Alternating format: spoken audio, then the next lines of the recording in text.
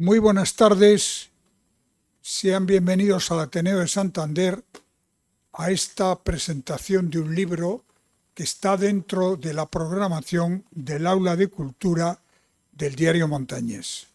El libro, como ven aquí, Alfonso XIII, un rey santanderino, es un libro que yo creo que resulta imprescindible para entender un poco ese Santander de principios del siglo XX hasta la llegada de la República en el 31 y que ha conformado, yo diría que casi en un 90%, lo que es la ciudad actual de Santander.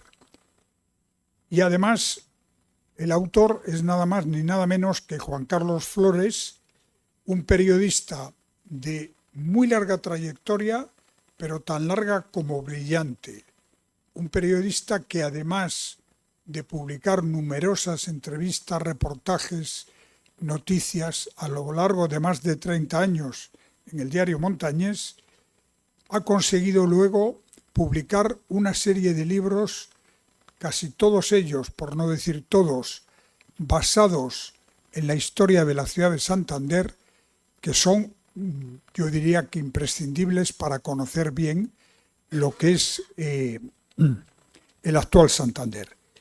Ha publicado libros como La Alameda de Oviedo, El Gran Casino del Sardinero, Santander y los Baños de Ola, El Sardinero y los Baños de Ola, Santander años 20 y otro sobre la historia del Hotel Real, que es otro de los edificios nacidos al calor del veraneo real de Alfonso XIII.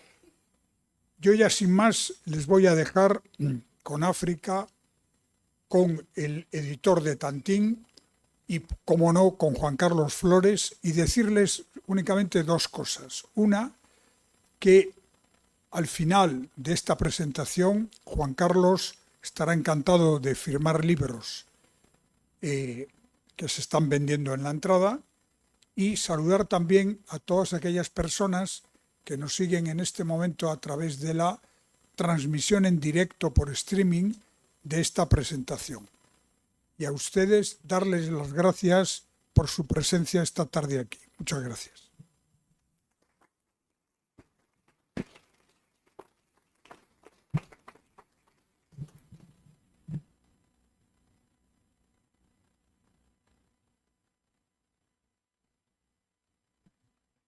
Buenas tardes. Presentar un libro tan especial como Alfonso XIII, un rey santanderino, escrito por Juan Carlos Flores Gispert y que forma parte de la memoria histórica de nuestra ciudad, es una gran satisfacción. No debió de ser nada fácil para la corporación municipal de aquellos años ofrecer un palacio como residencia estival para la familia. Llegó a convertirse hasta en una noticia internacional en sus comienzos. Y una muestra de ello es el artículo aparecido el 21 de diciembre de 1908 del torlaveguense Rafael Barret. Rafael Barret y Álvarez de Toledo publicamos sus obras completas en el 2010 y asistió el ministro de Cultura, Ticio Escolar, a la presentación. Lo hicimos aquí en Santander. Él está enterrado en Paraguay y es una persona allí muy considerada. Bueno, Rafael Barret, en el periódico La Razón de Montevideo, hizo una columna titulada Propinas, que comienza así: el vecindario de Santander regala un palacio a Alfonso XIII. Y hay 1 millón de pesetas reunidas. No voy a seguir con la columna. Como se imaginarán, el artículo era de crítica social. El rey Alfonso XIII y su esposa, la reina Victoria Eugenia, jugaron un papel clave en la transformación de Santander en un selecto destino veraniego, que era lo que se pretendía desde el municipio. Querían ampliar. Sus repetidas estancias vacacionales durante 18 años en nuestra ciudad impulsaron la construcción de edificios emblemáticos como el Palacio de la Magdalena, el Gran Casino del Sardinero y el Hotel Real, que antes mencionaba el presidente del Ateneo, Manuel Ángel Castañeda. La presencia de la familia real atrajo a la aristocracia y a la burguesía, convirtiendo Santander en un punto de encuentro para la élite.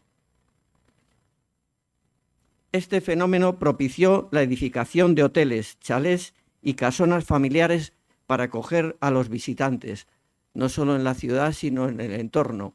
Hace poco, haciendo una visita en Pedreña, incluso comentaban de familias que en esa época habían construido y se habían asentado allí.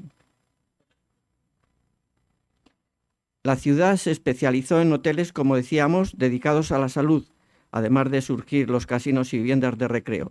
La estancia de la familia real contribuyó significativamente al crecimiento económico y turístico de Santander, consolidando el Palacio de la Magdalena como un símbolo y lugar de encuentro para la alta sociedad. Este libro que hoy presentamos aquí, que tiene 242 páginas y más de 120 fotografías, es el resultado de 2 años de trabajo editorial y de un considerable esfuerzo por parte de su autor. El lector que se ponga a leer el libro se embarcará en un fascinante viaje a través de la vida y el legado de uno de los monarcas más emblemáticos de la historia de España. El libro no solo explora la figura de Alfonso XIII, sino también que pone de relieve su conexión especial con la ciudad de Santander, un lugar que marcó su infancia y su desarrollo personal. Con una prosa accesible y enriquecedora y una exhaustiva investigación, el autor nos lleva a conocer los momentos cruciales de la vida del rey, desde su formación en un entorno privilegiado hasta su ascenso al trono en un periodo de transformación para el país. Se rinde también homenaje a la influencia de Santander en la vida del rey, destacando la belleza natural de la región y la calidez de su gente, elementos que sin duda dejaron una huella indeleble en su corazón. Es, por lo tanto, una obra que invita a reflexionar sobre la historia, la identidad y el papel de la monarquía en la sociedad española. En cuanto al autor, Juan Carlos Flores Gispert, ya amigo de la editorial, forma parte desde el 2007 del gran grupo de escritores de Tantín, junto a figuras destacadas como Álvaro Pombo, ya le publicamos en el año 80, todavía no tenía el Cervantes, desafortunadamente. Y Juan Carlos ha desarrollado una brillante carrera periodística, compaginando su labor con la publicación de 14 libros, todos relacionados con los años 20 del siglo pasado. Se ha convertido en un especialista de la ciudad de Santander en ese periodo, dedicando mucho tiempo a la investigación y a la realización de entrevistas que han hecho posible esta publicación que ustedes hoy presentamos. Mi más sincera felicitación por este nuevo logro. Desde Ediciones Tantín también queremos agradecer a las instituciones como el Ateneo de Santander, que siempre se presta para facilitarnos el salón para las presentaciones, y a todos los lectores que día a día respaldan nuestras publicaciones. Esperamos que disfruten de la lectura de esta nueva obra que enriquece nuestra comprensión de la historiografía de Santander. Gracias, Juan Carlos, por todos estos años de amistad y colaboración, y a todos ustedes por su presencia en este acto. Muchas gracias.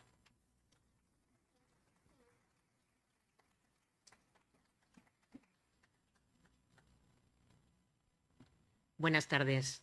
Como siempre, es un placer encontrarme en esta tribuna del Ateneo de Santander, entre tantas caras conocidas, para presentar el último libro de mi amigo y colega Juan Carlos Flores Gispert, dentro del aula de cultura del Diario Montañés.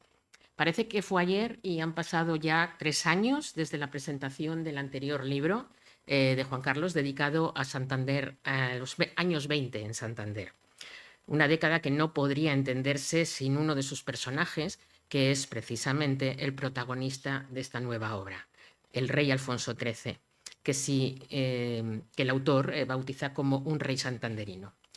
Bueno, después de lo que ha dicho Manuel Ángel Castañeda y José Luis del autor, pues poco me queda que decir, porque todos conocemos a Juan Carlos. Quien no le encuentra todas las mañanas paseando por la ciudad, enterándose de, porque a pesar de que ya está jubilado, él sigue ejerciendo. Y es el que yo creo que más sabe de esta ciudad. Y de hecho, en esta misma tribuna, hace unos años, ya sé que me va a reñir, pues yo propuse que le nombrasen el cronista oficial de Santander, un puesto que está vacante. Él dice que no, ya lo sé, pero es quien mejor lo podría hacer. Bueno, durante más de...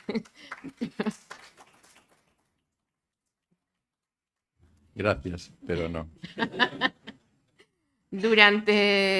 En aquella ocasión, hace 3 años, dije que Juan Carlos había nacido en Santander. No es verdad, ha nacido en Bruselas, pero es tan santanderino o más que este rey y que las piedras del Palacio de la Magdalena. Vamos, aquí ha desarrollado toda su vida profesional hasta su jubilación en las páginas del diario Montañés, y él es el que impulsaba la vida de esta ciudad. Entonces, conoce a todos, todos le conocemos, y bueno, reitero, yo, si alguien se lo puede decir a la alcaldesa, que supongo que es quien tiene que nombrar estas cosas. No. Bueno, da igual. Bueno, junto a su actividad profesional en el diario Montañés, pues ya se ha dicho aquí, Juan Carlos ha escrito y publicado por su editor de cabecera, nuestro querido José Luis Fernández, Tantín, que le conocemos todos así, diversas obras sobre el Santander de antaño, del siglo pasado. El Casino, el Hotel Real, el Palacio de la Magdalena, la Alameda de Oviedo y el ya citado Santander años 20, a los que se une ahora, aquí tienen la portada, Alfonso XIII, un rey santanderino. Hace 2 años, Juan Carlos fue reconocido por los compañeros de la Asociación de Periodistas de Cantabria con el premio José Estrañi por su trayectoria profesional. Y bueno, pues ahora ya vamos a pasar un poco a desgranar lo que es la historia que Juan Carlos nos cuenta. Alfonso XIII, un rey santanderino, recoge los 18 años que el monarca y su familia veranearon en Santander, en el Palacio de la Magdalena, que le regaló esta ciudad, aunque su relación con la ciudad o con la entonces provincia se remonta a finales del siglo XIX. Alfonso XIII nació rey el 17 de mayo de 1886 y, como era habitual entre la nobleza y la clase alta, pues tuvo una ama de cría, su segunda madre. Era Maximina Pedraja, y un hijo de esta señora fue su hermano de leche, que por expreso deseo de la reina madre, María Cristina, que fue su madrina, pues fue bautizado con el nombre de Alfonso.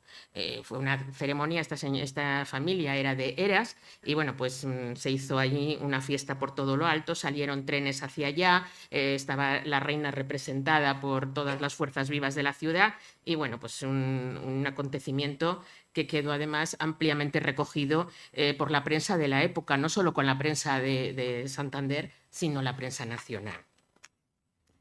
Alfonso XIII viaja por primera vez a Santander en el año 1901, acompañado de su madre. Tenía 16 años, o ¿cuántos? Por ahí, ¿no? 16. Sí. Y coloca la primera piedra del edificio del Cuerpo de Bomberos Voluntarios, que está en la plaza de Numancia.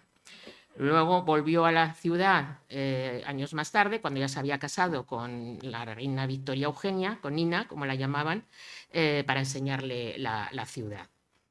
Y bueno, antes de que la ciudad le regalase el Palacio de la Magdalena, los reyes ya habían elegido el norte para veranear. Primero en San Sebastián, donde la reina madre tenía el Palacio de Miramar, y más tarde, aquí ya en Cantabria, bueno, entonces se llamaba Santander, en el Palacio de los Hornillos, en Las Fraguas, que era propiedad del duque de Santomouro. Hasta que en 2013 ya le entregan las llaves del Palacio de la Magdalena, y la reina Victoria Eugenia, le llamaba su casuca. Cuenta Juan Carlos que en Santander la reina se encontraba como en casa. Le recordaba su Inglaterra natal y aquí podía disfrutar del paisaje y la playa jugando con sus hijos. Algo muy distinto a lo que pasaba durante el largo invierno en Madrid, en el Palacio Real.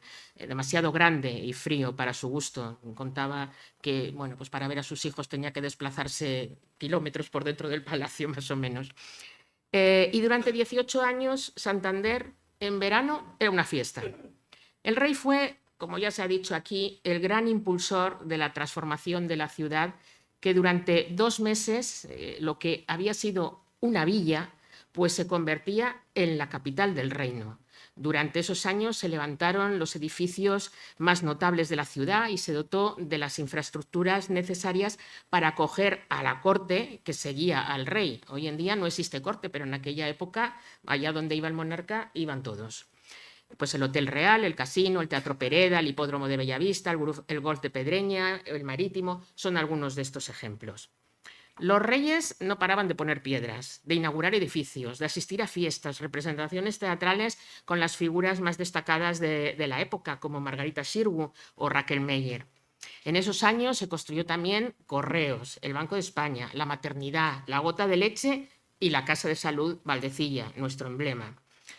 Por mar a bordo del Giralda o por tierra en coche desde Madrid, la llegada a la ciudad de la familia real levantaba pasiones entre los santanderinos. Se engalanaban las calles, los vecinos sacaban sus mejores galas, las bandas de música tocaban y alegraban la espera y el cortejo atravesaba la ciudad entre vivas al rey y bueno, todos muy, muy contentos. Dicen que cada verano en Santander le costaba al rey 1 millón de pesetas. Una fortuna, porque yo no sé a lo que equivaldría hoy en día, pero seguro que mucho dinero. Y bueno, no era para menos. Él tenía que alimentar 200 bocas que acompañaban este séquito estival. Y luego, aparte, tenía que hacer obras siempre de reformas en el palacio, porque un edificio cara al mar, con lo que sopla allá arriba, pues cerrado durante todo el invierno, pues había desperfectos y había que arreglarlos. En este libro se hace una mención especial a 3 personajes destacados de la sociedad santanderina de la época que estuvieron muy ligados al rey. Gabriel María de Pombo Ibarra, que entre otras cosas era un emprendedor, empresario, músico aficionado, también le gustaba la medicina e impulsor de esta casa en la que hoy nos encontramos, el Ateneo de Santander, que presidió durante varios años y que en la entrada pues, se puede ver el busto dedicado a él. Luego también estaba Victoriano López Dóriga y Sañudo, un empresario y naviero, y Julio Moisés Fernández, pintor y retratista que inmortalizó al rey en varias ocasiones. Pombo, en aquella época, ya hemos dicho, hay una corte y hay unos nombramientos que hoy en día pues, no nos lo imaginaríamos, ¿no? Pombo fue decano de mayordomos de semana del rey. Un curioso cargo que ¿qué pasa? Pues que le permitía tener acceso directo al monarca, al que debía acompañar en todo momento mientras éste se encontrase o en el Palacio Real de Madrid o en el Palacio de la Magdalena. No le tenía que acompañar en los viajes, pero sí tenía que estar aquí. Era un privilegio que le salía un poco caro, ya que tenía que portar un uniforme, tenía un uniforme de diario que costaba 1.500 pesetas, y uno de gala, que costaba 4.500, al que habría que añadir pues, el gorro con la pluma, los guantes, la espada, bueno, no se llamaba espada, sable, ¿no? El sable. El sable. Luego Victoriano López Dóriga, perteneciente a otra de las familias más destacadas de la época, tenía una relación de estrecha amistad personal con el rey, según relata en este libro uno de sus descendientes, el periodista Alfonso Burgondizarra.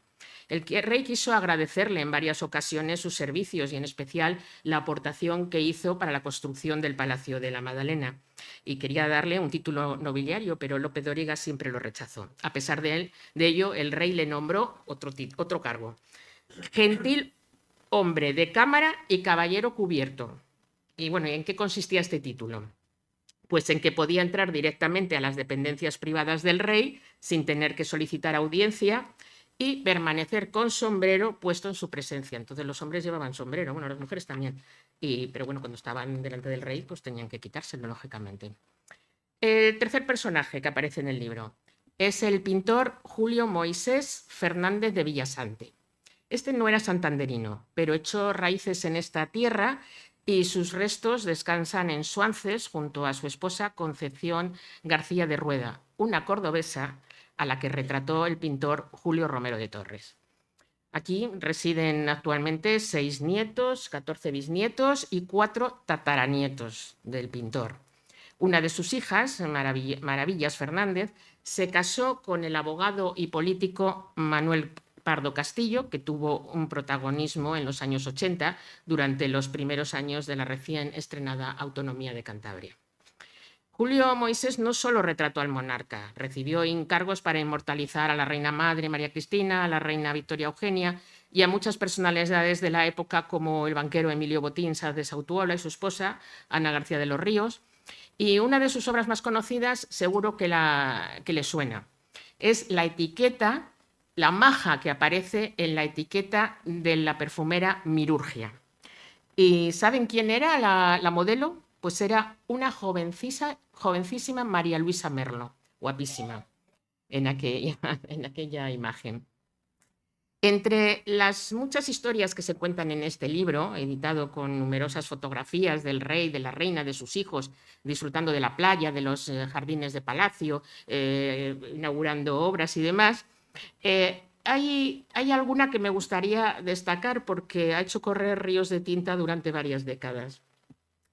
En 1924 se anuncia a bombo y platillo el inicio de las obras del Santander Mediterráneo, con un presupuesto de 342 millones de pesetas y un plazo de ejecución de 8 años. ¿Les suena, verdad?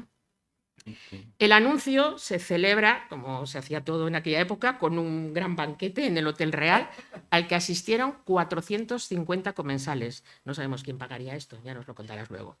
Que piden que la ciudad levante una estatua, un monumento a Alfonso XIII para agradecerle el interés y la ayuda que ha prestado a Santander en este y otros muchos asuntos. Ya sabemos lo que pasó, ¿verdad? El Santander Mediterráneo no se hizo y la estatua tuvo que esperar 77 años, no esa, sino otra, que también hubo que hacer una suscripción popular para colocarla en la plaza que lleva el nombre de Alfonso XIII frente a Correos. El rey aprovechaba su estancia en Santander sobre todo para practicar todo tipo de deportes. Tenis, esgrima, vela, automovilismo, caza en los picos de Europa, que en un lugar que era propiedad de la Real Compañía Asturiana, esta empresa le construyó lo que hoy conocemos como el Chalet del Rey. Me imagino que pues, para que el rey pudiera descansar, comer y demás.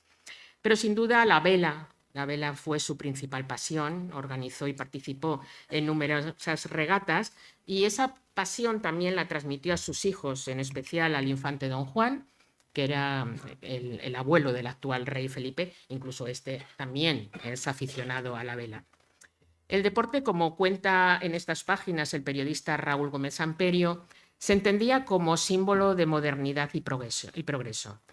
Todos los miembros de la familia real fueron grandes aficionados al deporte y en el libro podemos apreciar una curiosa imagen que a mí me ha encantado, en la que está Alfonso XIII con sus hijos vestidos en pantalón de deporte, él con el torso desnudo, haciendo ejercicios de gimnasia en la terraza de la primera playa del Sardinero.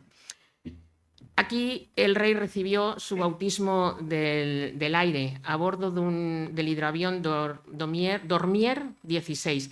Al parecer él quería haber pilotado un avión, pero el gobierno pues, se oponía porque tenían miedo de que sufriera un accidente. Entonces esto del hidroavión parecía más seguro y le dejaron.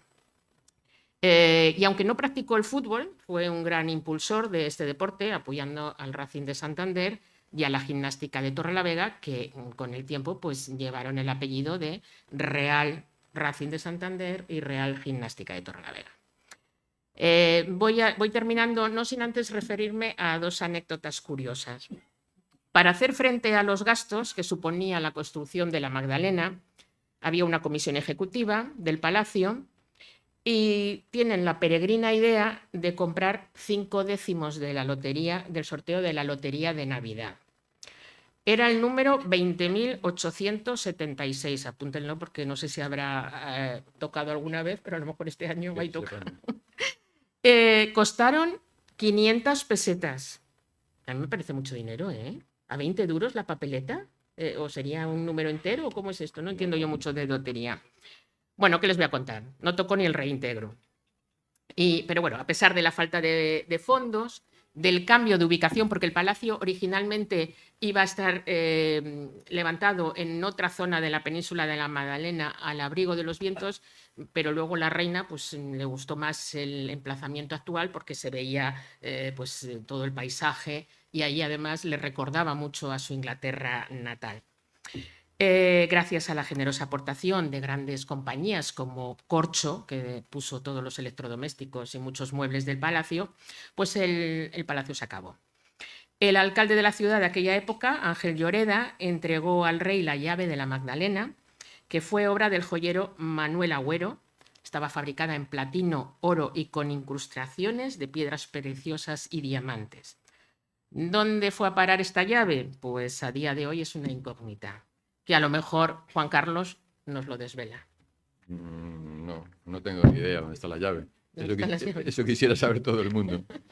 Pero, las llaves y todo lo que desapareció sí. de Palacio, ¿no? La llave es una incógnita. Se supone que si los reyes la quedaron, pues o la regalaron, o se quedó algún noble, o la vendieron cuando necesitaron dinero en el exilio. No se sabe, pero la llave, las fotografías que hay, era una llave preciosa. Bueno, lo primero, gracias. Gracias al Ateneo de Santander por acogernos una vez más. Gracias a los ateneístas. Gracias al presidente por sus cariñosas palabras. Gracias al público en general. Gracias a África. Gracias a José Luis Fernández de Gándara. Gracias por acogernos otra vez para presentar este libro sobre las historietas de Santander de aquella época. Hoy hay aquí descendientes de un hermano cántabro de Alfonso XIII, un hermano de leche. Hermano de leche. Hay un representante de la familia Pedraja y también hay descendientes y familiares de Gabriel María de Pombo Ibarra, fundador del Ateneo y fundador del Club de Tenis. Gracias por acompañarnos también hoy aquí. Ellos podrían contar también muchas cosas sobre aquella época tan interesante de la historia de Santander.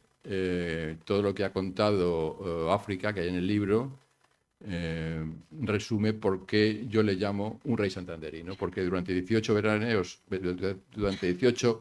años veraneó en Santander con su esposa, sus hijos, sus parientes británicos, y siempre demostró su interés por Santander y por su desarrollo.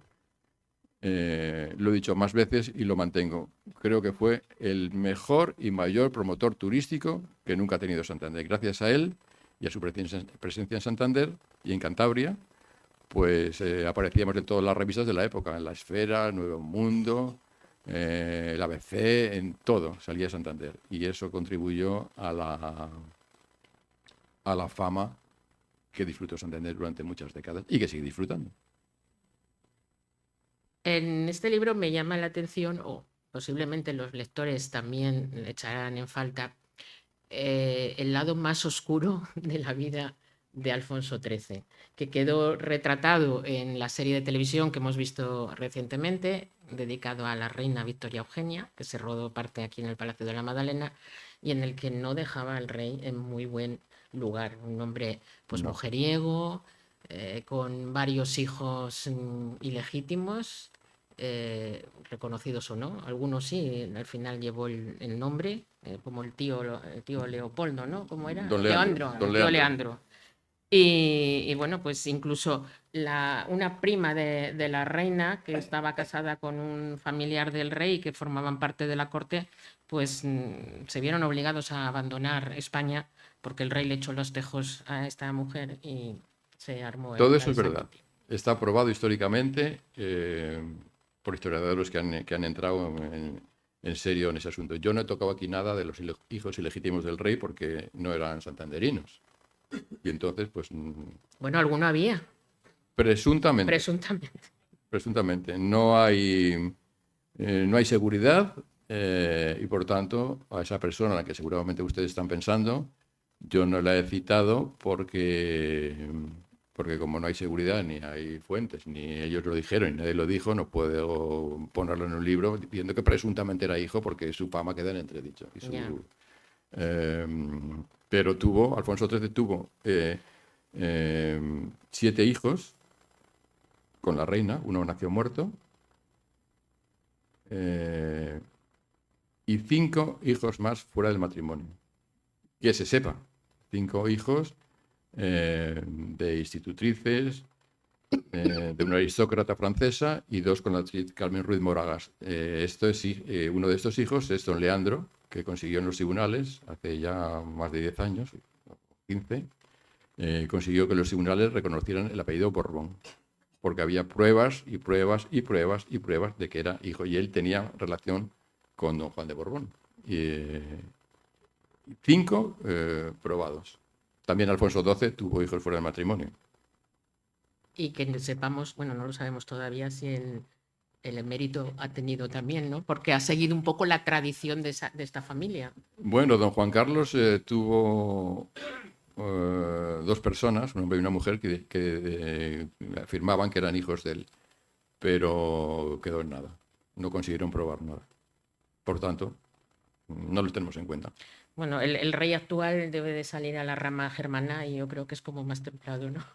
No lo sé. Se verá con el tiempo. De todas formas, hoy en día, con tanta red social y tanto teléfono que cualquiera le puede hacer una fotografía, Bueno, le pueden pillar claro, en un ahora hay que renuncio. tener mucho más cuidado para todo. Para todo, sí.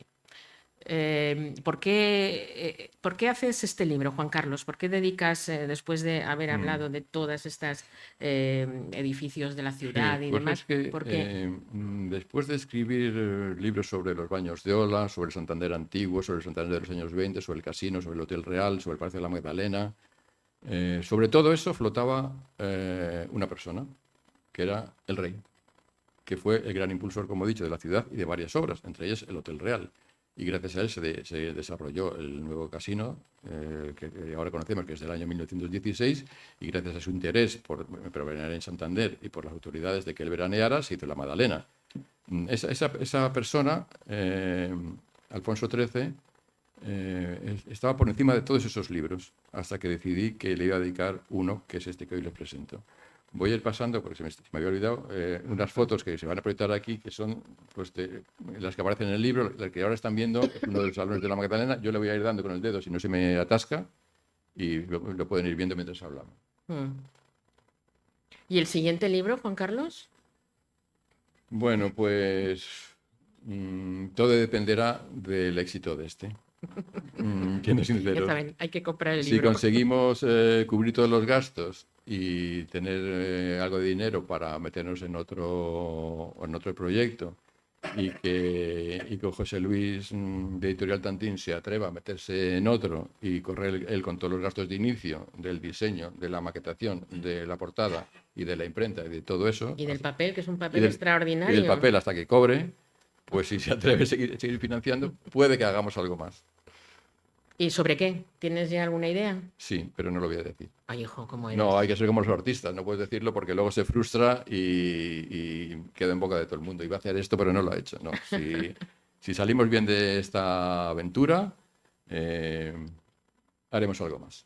Bueno, no sé si alguna persona del público quiere hacer alguna pregunta. No voy a preguntarlo todo yo. A ver, ¿quién se anima? Bueno, seguimos hablando. Allá al fondo, mira. ¿Quién es Isabel? No. No, es que no veo bien.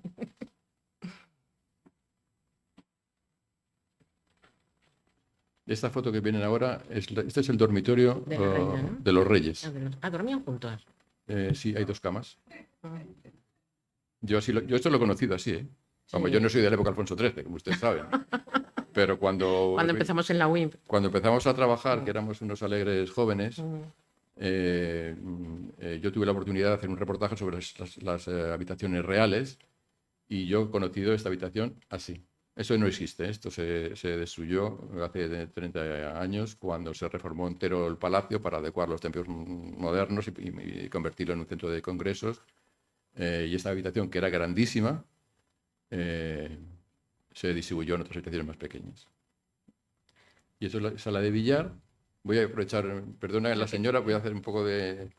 Esto es la sala de billar, que no sé si la mesa se conserva. Y con esas butacas que ven de paja, estas son las que exponían en las terrazas del palacio y que aparecen en muchas fotos históricas que conocemos. Esto es uno de los salones. Esto es la entrada de carruajes, por donde entramos habitualmente a los cursos y a las actividades. Eso es otro salón.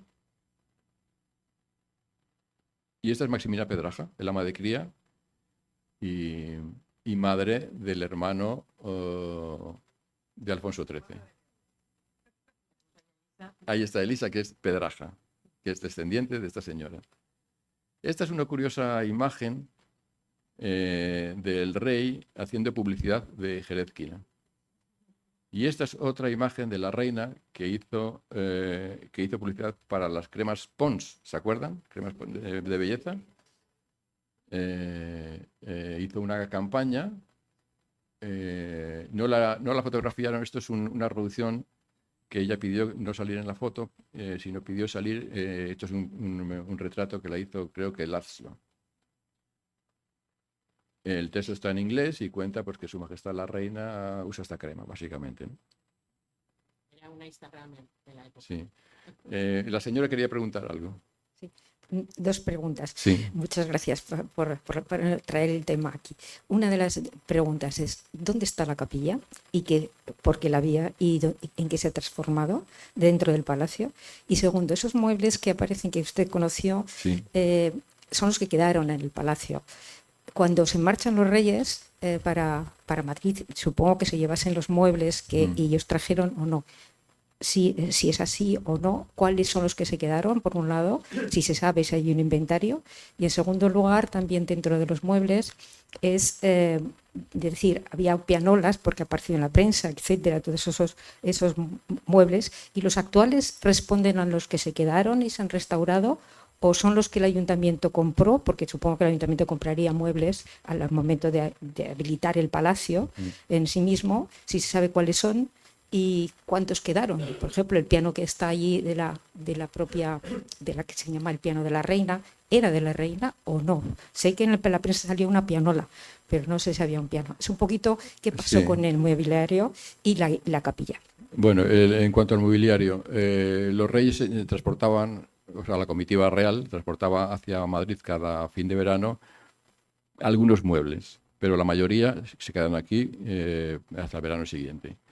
Cuando don Juan de Borbón, como heredero de su padre, propietario del palacio, vuelve un poco atrás, cuando los reyes reciben el palacio, lo recibe Alfonso XIII, Alfonso de Borbón, no el rey de España, por tanto quedó en su propiedad, que luego heredó don Juan. Don Juan lo vendió al Ayuntamiento de Santander, cuando vuelven del exilio tras el fin de la dictadura, necesitan dinero para asentarse en Madrid, vende el palacio y entre las condiciones era llevarse lo que quisiera. Y don Juan se llevó muchos muebles, cuadros y obras de arte que usó para su residencia en Madrid, Villa Giralda, y otros salieron a subasta. Uno de los cuadros que está ahora en la exposición en Madrid sobre la reina Victoria Eugenia estuvo en el palacio. Lo retiró don Juan cuando lo vendió. Hay fotos en el palacio de ese cuadro antes de la venta y ahora pues está en las colecciones reales. No sé si fue a parar a un palacio, no sé exactamente, pero la mayoría de los muebles grandes se quedaron. Buena parte de los muebles históricos que hay en la Magdalena son originales de la época, restaurados por el ayuntamiento, que luego ha ido añadiendo otros muebles de buena categoría para algunas estancias y otros muebles más corrientes para las aulas de la universidad y para otros salones. Pero una parte del mobiliario que hay se conserva. Dicen que el piano es donde tocaba la reina. No lo sé. Lo creeremos como que es verdad. Lo que también ha desaparecido eran todas las cuberterías de plata, las vajillas y demás, que creo que se depositaban en el Banco de España cuando salían Sí, los reyes. cada verano, cuando la familia real se marchaba a Madrid para pasar ya el invierno, las piezas muy buenas quedaban en las bóvedas del Banco de España, de Santander. Las vajillas de plata, las cuberterías de plata, todas esas piezas. Eso lo sabemos porque cuando el palacio fue incautado por la República, se hizo un inventario de todo lo que había en el palacio. Y en el inventario está, que en un texto que fue publicado por el Centro de Estudios Montañeses, en el inventario consta vajillas de plata que están en el Banco de España. ¿Qué pasa con esas vajillas? Pues con la llave se le perdió la pista. O como era del rey, pues volvieron a Madrid, pues es que no sé decirle. En cuanto a la capilla, el palacio tenía una pequeña capilla en el palacio dentro, porque el proyecto de González de Riancho y Bringas, cuando hacen la Magdalena, el palacio es hacer fuera una capilla estilo neogótico en una de las esplanadas arriba junto al palacio. Pero esa capilla nunca se llegó a realizar y se hizo una pequeña capilla en el interior del palacio.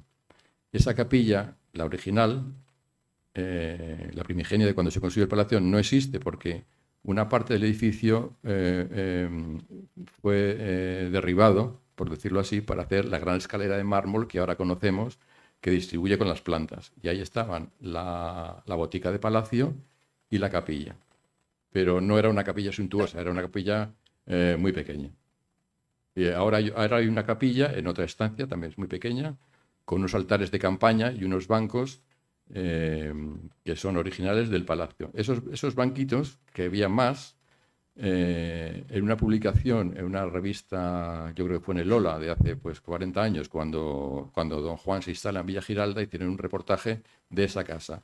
Y unos bancos, igual que los que ahora tiene la capilla, aparecían en uno de los salones de don Juan y de doña María en Madrid, que eran parte de los muebles que se habían llevado de la Magdalena, que fue el acuerdo de la firma por la compra por el ayuntamiento.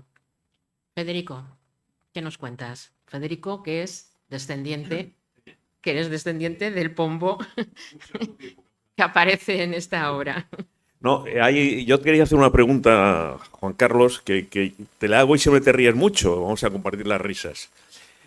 España no entra en la Primera Guerra Mundial, pero aquí están todos. Están los servicios secretos aliados. Está Canaris, que luego fue el jefe de los servicios secretos alemanes. Conspiró contra Hitler y, como sabes, le muere.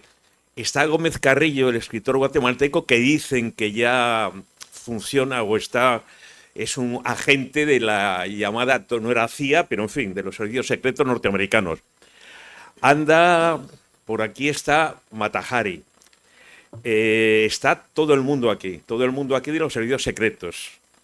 El gobierno español tiene un servicio, la monarquía alfonsina tiene un servicio secreto estupendo con Martínez Anido, en fin, que está en Barcelona, es un servicio estupendo. Está todo el mundo aquí, los servicios secretos, todos los espías europeos suben y bajan, entran y salen. Mi pregunta siempre es la misma y tú te ríes, pero es que a mí me da mucha curiosidad. La reina Victoria Eugenia sabía algo, tenía que saberlo, de las aventuras de su marido, o Sí. hacía como las reinas británicas o como la reina emérita, que sí lo sabía, pero no se quería enterar. Es lo que yo siempre he querido saber. Nunca le reñía o... En la serie Gracias. sale bien claro, eso está probado históricamente, hay documentación de que la reina Victoria Eugenia y la reina la madre de Alfonso XIII, lo sabían todo. Incluso la reina María Cristina iba a ver a sus nietos de la actriz porque eran totalmente sanos y varios de los hijos de los reyes no eran sanos. Pero Victoria Eugenia estaba al cabo de la calle de todo, claro. También las reinas tienen sus espías en palacio y se enteran de todo. Y además que la relación de Alfonso XIII con Carmen Ruiz Moragas, que era una famosísima actriz de la época, pues la conocía toda la corte. Y la corte incluía a la reina. Esta imagen que ven en la pantalla es un busto de la reina Victoria Eugenia, que está en lo que era entonces el salón de baile. Se conserva en el palacio. Es un busto en mármol, regalado de un grupo de damas de la corte británica a Alfonso XIII cuando se iba a casar con la reina Victoria Eugenia. Este busto es original del palacio. Se puso allí cuando se inauguró. Como el cuadro de Sorolla, que ustedes conocen, que también le pintaron para el evento Sorolla, para que la reina se lo mandase a su familia en el Reino Unido. Y cuando acabó, pues se dieron cuenta que era horrible, que a nosotros nos parece precioso, pero en aquella época era horrible representar a una reina de origen británico, con lo estricta que era la corte británica, pues enseñando el tobillo con las piernas cruzadas y con un abanico en la mano y un poco descarada la española. Como no se lo pudieron mandar, pues se quedó en España y acabó, lo colocaron en el Palacio de la Magdalena, donde siempre ha estado. Eso fue uno de los bienes que en la venta del palacio pues permaneció en él. Este es el busto de Alfonso XIII, que está hecho de un original de Benlliure y que está instalado en la Plaza de Correos hace... ¿Cuánto? 30 años. 30 así. años. Se tardó mucho en conseguir un busto homenaje al rey en Santander, aunque lo pidieron cuando se habló del Santander Mediterráneo, pues no se consiguió hacer. Bueno, y costó encontrar dinero para hacerlo hace 30 años también. No fue fácil. Este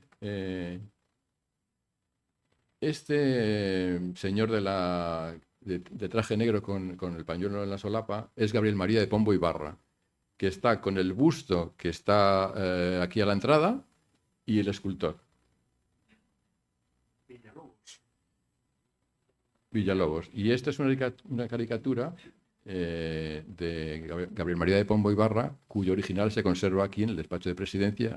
Hace un rato lo hemos estado viendo con Castañeda. Los reyes salieron de Santander al final del verano de 1930. Habían pasado 18 años aquí veraneando y no sospechaban que no iban a volver. A los pocos meses salieron al exilio. La reina se cuenta que a los pocos meses de instalarse en París los reyes se separaron, pero hay quien afirma que después del nacimiento del último hijo, que no sé si era Don Gonzalo, pues los reyes ya prácticamente estaban separados. De hecho, pues bueno, luego ella se instaló en Suiza y él en Roma, donde falleció. Esta foto es, según nos contaron los periodistas de la época, es el día que los reyes suben a Palacio para recibir en el año 1912 las llaves de la Magdalena, la famosa llave de oro, platino, brillantes y diamantes que nadie sabe dónde está. Gracias a la familia se ha conseguido saber quién es el chofer, que se llama Domingo Betanzos. Esta foto se ha publicado en muchas ocasiones, pero nadie sabía pues, quién estaba ahí, autoridades, pero gracias a la familia hemos conseguido saber quién es. Este es el cuadro de Sorolla, que está en el palacio, que a nosotros nos parece precioso. Este cuadro ha sido restaurado el año pasado por la Fundación Santa María de Toralla. El marco y el lienzo.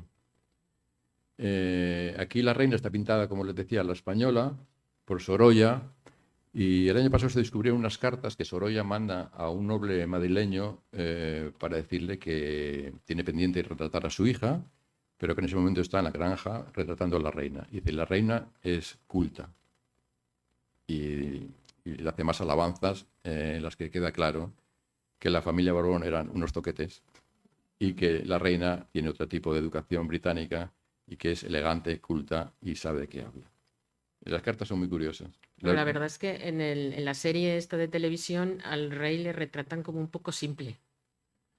Bueno, pues es que dicen los historiadores que fue un niño malcriado porque era hijo póstumo, nació rey y entonces todos, incluso la infanta Isabel la Chata, y todos pues le doraba mucho la píldora, así que nació un rey y fue muy malcriado y muy casquivano, como se vio a lo largo de su historia. Esta es la foto que decía África en la terraza de la primera playa, lo que conocemos también como la terraza del Ring, en donde está el rey con sus hijos haciendo gimnasia. Esa me encanta. Esta es el rey en primer plano. Y este está con el mayordomo que le está atendiendo. El mayordomo va de chaqué, como ven, y están pues en traje deportivo. Estas son las mismas fotos. Esto es el diario Montañés de 1902, en donde cuenta unas primeras crónicas sobre los reyes. Está todo reproducido en el libro, porque esto es tan pequeño que aquí no se podría ver. Y esta es una de las famosísimas fotografías de los reyes con sus hijos en la terraza de la Magdalena. Aquí ven los muebles de paja que yo les decía antes, que estaban en invierno en uno de los salones. La reina, el rey, los niños ya son mayores. En medio, el delgado es el príncipe de Asturias. Las dos infantas, María Cristina y Beatriz, don Gonzalo, don Juan Don Jaime. y don Jaime. Bueno, 2 de estos hijos fallecieron en sendos accidentes de tráfico porque eran hemofílicos, la enfermedad que la reina Victoria Eugenia transmitió a sus descendientes. Y bueno, el otro hijo era don Jaime, que era sordo, y con lo cual solo nos quedaba don Juan, Don Juan. que es el que fue el sucesor de la casa. Esta foto es muy curiosa, se ve muy pequeño porque la he metido mal en el pendrive, pero en medio está la reina madre María Cristina. No sé si la distinguen. Sí. Sí, En la una pegada de de negro. sus visitas a Santander, la reina veraneaba en la Real Casa de Campo de Miramar, una obra del arquitecto británico Ralph Seldon Warnum, que es el mismo que hizo la finca Los Hornillos de los marqueses de Santa Cruz, duques de Santa Maura, etc. La reina veraneaba allí. Como los reyes Alfonso y Victoria pues decidieron venirse a Santander. Dicen que las reinas entre sí no se aguantaban y la reina Victoria quería casa propia y no tener que aguantar a su suegra en los veraneos. Esa casa de Miramar, la Real Casa de Campo, que es propiedad también del Ayuntamiento de Santander, como era propiedad particular de la reina, la heredó Alfonso XIII, y de Alfonso XIII pasó a don Juan, y don Juan la vendió al tiempo de la Magdalena, como les contaba antes, para conseguir el dinero suficiente para poderse instalar en Madrid y llevar una vida digna como correspondía a un rey, como ellos tenían el tratamiento, aunque nunca reinó. Un rey que no fue. Esta es la carta que envía Sorolla al conde de Villagonzalo, en donde le cuenta que trata a la reina cuando la está pintando. Estos son los bocetos de la reina y el rey, que este cuadro se conserva en Madrid. Explica cómo es el vestido, lo que le ha costado, lo que le está costando pintar al rey, porque está con uniforme de húsares, con todas las condecoraciones y los brillos de la luz, y que le está costando mucho pintarlo. Bueno, es muy interesante. Y esta es una foto de la reina con sus 4 hijos varones en la playa del Sardinero. Al fondo se distingue la ermita de San Roque,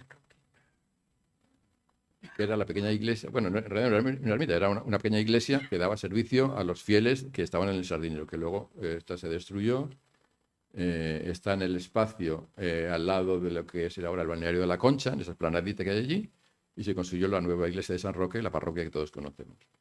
Pero esto es curiosa por ver cómo van los niños vestidos en la playa y que también los infantes de España bajaban a la playa.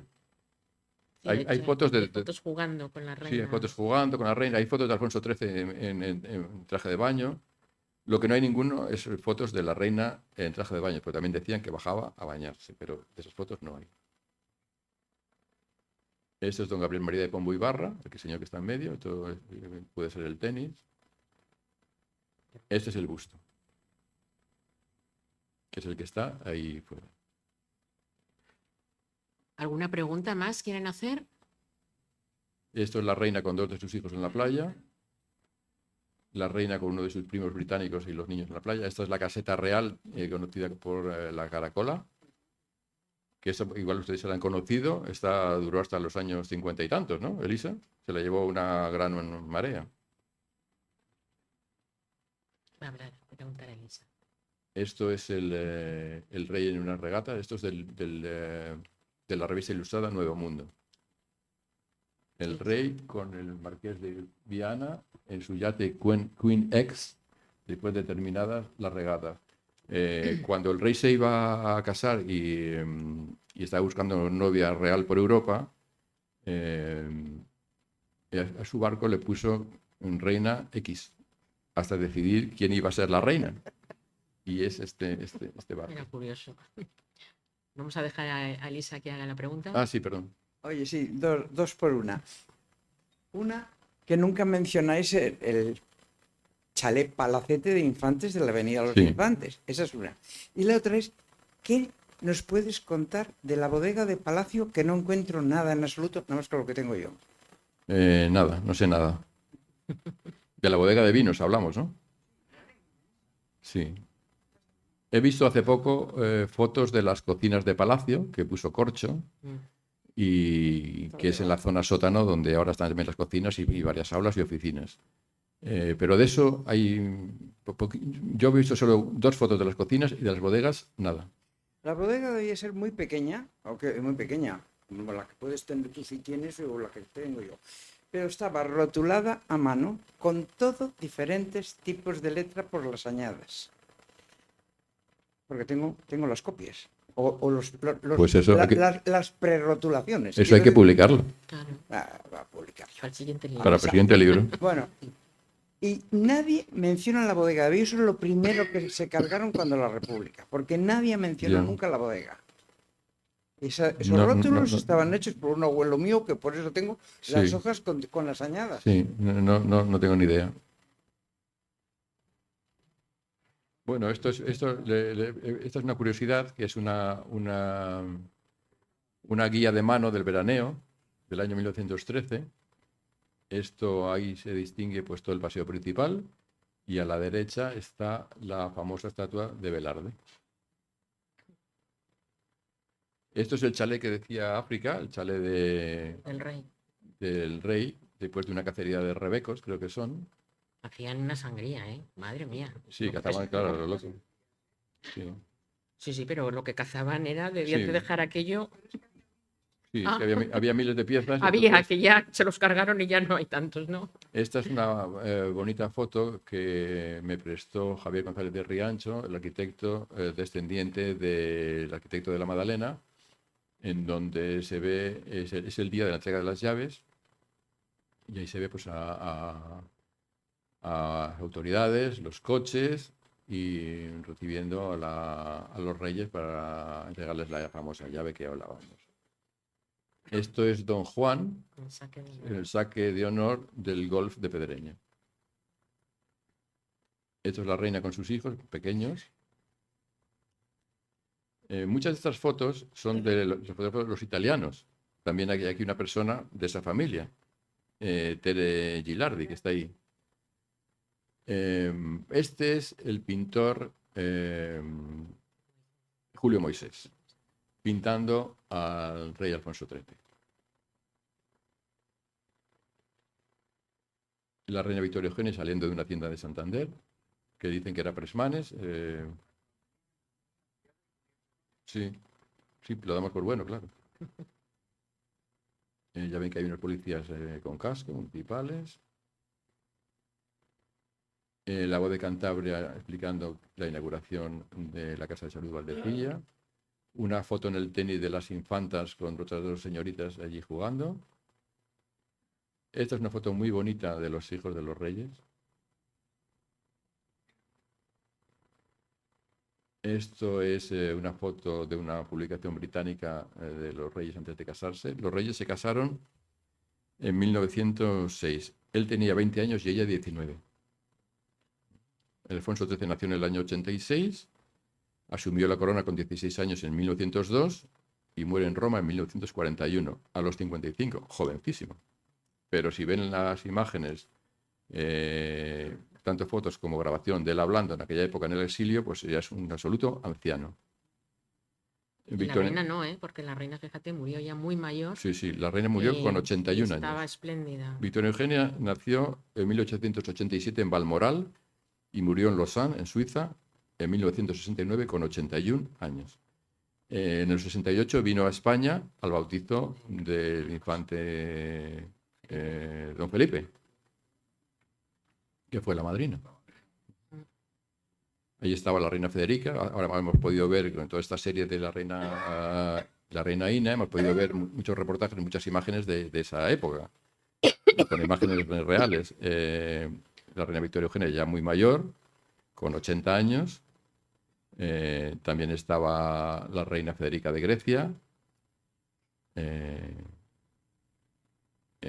Franco, su mujer la Collares, toda la corte de la época que estaba alrededor de Franco y toda la mini corte que tenían los reyes, los príncipes de España que tenían alrededor, que era una corte pequeña, pero acompañada por sus familiares, entre ellas la reina Federica de Grecia, madre de la reina Doña Sofía. Corte de la que luego pues prescindieron, afortunadamente. Sí, no han querido tener corte, lo dijeron desde el principio de su reinado, que no querían corte, más que la que tienen, que es algo. Esto es la Magdalena en construcción. Este es un reportaje precioso que se publicó en el diario Montañés le hice yo, en donde sale Julio Moisés, el retrato uno de los retratos que le hizo al rey, y abajo sale la maja de Mirurgia, que era María Luisa Merlo. María Luisa Merlo. Una jovencísima, no sé, tendrá Jovencísima. 17 años o algo así. ¿no? Jovencísima. Muy guapa. Esto es en la Revolución del Atlántico, cuando hablan del bautizo del hermano de Leche de Alfonso XIII, hijo de Maximina Pedraja, el cuaderno de Magdalena que hizo Miguel de Unamuno, y esto es lo que... Hay más en el libro, hay más de 100. Esto es una pequeña selección que hemos hecho.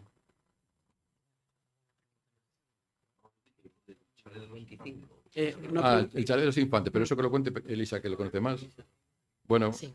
era el chalet de los hijos del primo del rey, ¿no? Si no estoy equivocado, que pasaban el verano en Santander y tenían pues niños pequeños también de la edad de los infantes hijos de los reyes. Y allí jugaban juntos y pasaban el verano. Ese chalet se conserva transformado y con una planta más, pero se conserva. La Casa de los Infantes la había construido la familia Pérez, los navieros, ¿no? Eran ellos eran los Pérez. Eso, pasa el micrófono a Paco, si es tan amable. Y que lo cuente él, que sabe muchísimas cosas que yo. ¿Quién construyó esa casa? Ángel Pérez. Sí. Fue Ángel Pérez, efectivamente, el que compró la casa para que tuvieran un sitio donde veranear Los dignamente infantes. don Carlos de Borbón y doña Luisa de Orleans, los padres de doña María, o sea, realmente los abuelos del rey actual, o sea, la abuela del rey actual por línea paterna.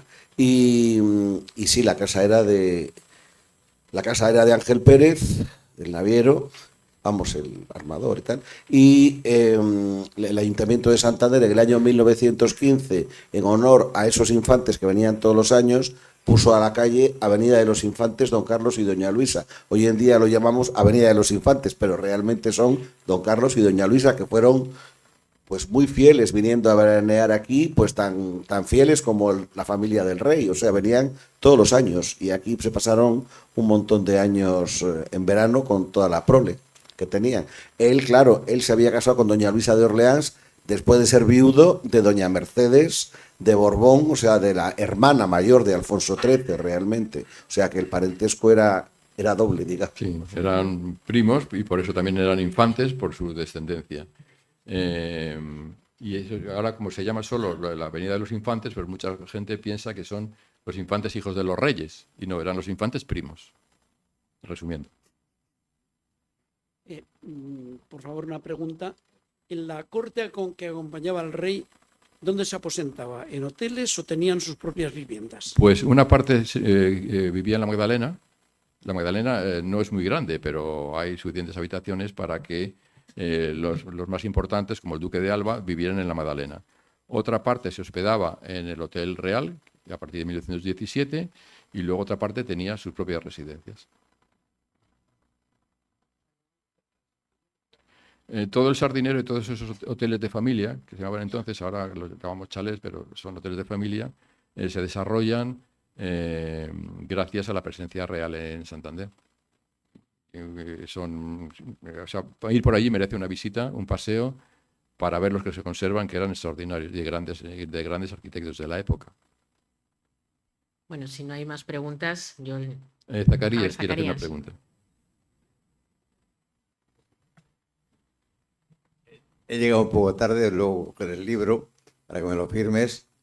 Te pregunto si está incluida la visita de Alfonso XIII para cazar y probar los quesos picón en Treviso, donde está la anécdota tan importante del caballero cubierto. Eso no lo cuento. Pues pero aprovecha y cuéntalo, por favor. No, es la visita que puede a cazar y cubierto queso picón. Y la anécdota está en que dice, bueno, ¿y cómo sé yo quién es el rey? Dice pues el que viene cubierto.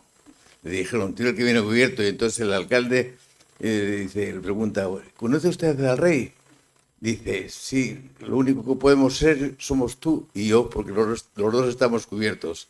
O sea, en defensa de ir a probar los quesos de Treviso, en Treviso, esa visita.